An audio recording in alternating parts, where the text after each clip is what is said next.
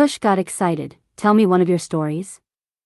Mammalean shook her head, but it was more of a sigh of release. Well, it's a long story, and I'll tell you when we get back so I can relax and explain everything, but I can tell you a short love story that I was finna tell you when we were back there, but you got all embarrassed about your little girlfriend. Cush began blushing as she continued. This is a story of how our bloodline almost didn't make it. It's because of that word called love, me and you are here today. Mammalean gave Cush the reins. I got to put something on my stomach first. Here, you take these for a minute while I fix us some teat. You's hungry? Cush replied, yes ma'am. She grabs a loaf of homemade honey wheat bread, some tuna, celery, and added some mayonnaise. Looks like someone didn't put this mayo up.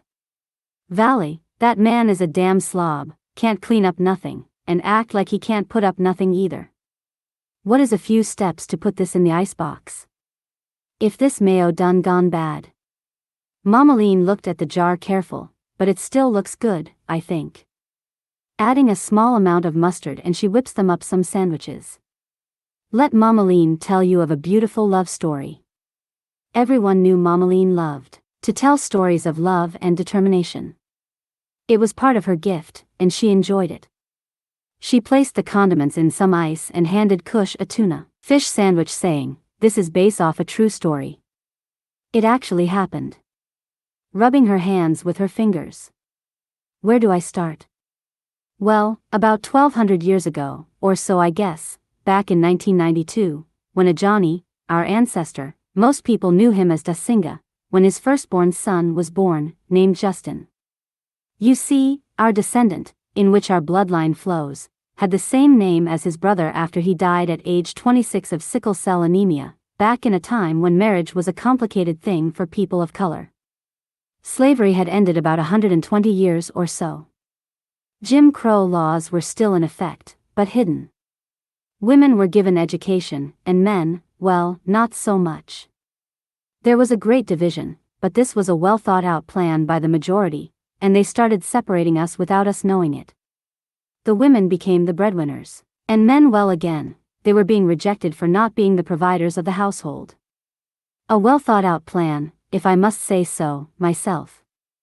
Our men were being effeminized and incarcerated with lengthy sentences, while our women became masculine and were allowed to advance globally. The government created a wedge between the two. Son, back then, no one saw anything coming regarding the mind games and manipulation they did to our people, until it was too late. They called the few who saw it, and spoke up while it was happening, conspiracy theorists. Mammalean stopped the wagon. Whoa, she said as the horse came to a complete stop. Looking at Cush, in any other country in this world, people can go back centuries in their genealogy, and you couldn't shame them for having blonde hair and blue eyes, but they use stuff like that to shame us. You see, in these other countries, their genealogy was written in legal books by their families and government, their birth, children, and marriages. You might have had a relative or two who were no good, but you still had a sense of pride about your family. Oh, but not here. They shame us for everything, for having dark skin, woolly hair, or being ashy. But they stole our culture, and made it theirs. Giddy up. Mammalean shouted to the horses as she continued, but as I was saying before, Dasinga lived during this time frame. He had 2 girls and 2 boys, and both boys were named Justin. One boy, by a woman who despised him, that's the one that died, and by another one, his long-lost love, Deke. However, I will get to that soon. Now, our ancestor wasn't a bad guy. He had moved to Atlanta, Georgia, after serving in the military to pursue a career as a songwriter. He, too, was a great poet as well. In those days, they paid you good money to write songs.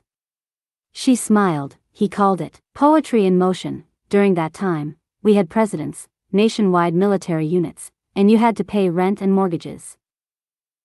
Cush had a funny look on his face. Mammalean smiled. I'll explain that too later, but we had an entirely different world back then. Anyway, he experienced significant difficulties in life, as a matter of fact, because we do have some time. Why on earth did Dasinga move there? one may ask. Cush said, I didn't ask you that, Mammalean. Mammalean looked at Cush, boy hush, and let me tell you my story. Why on earth did Dasinga move there? One may ask. Mammalean looked over at Cush, he smiled as she continued, Sabaoth destined it. Before joining the military, he lived in Shreveport, Louisiana, because his mother worked as a civilian for the armed services. After he left the military, he returned, but nothing had changed with racism, and the likes of it. He was a part of a spiritual community dedicated to Sabaoth led by the great prophetess Elimelech. Cush smiled, oh, I heard of her. Mammalean gave Cush a look again and he smiled again. He missed, and loved this small community with Elimelech when he returned, but things had gotten worse since he left. Many of the people in the community would listen to his many adventures in the army, and after a while we fed up also about the injustices against our people and they wanted to see the world outside of Louisiana.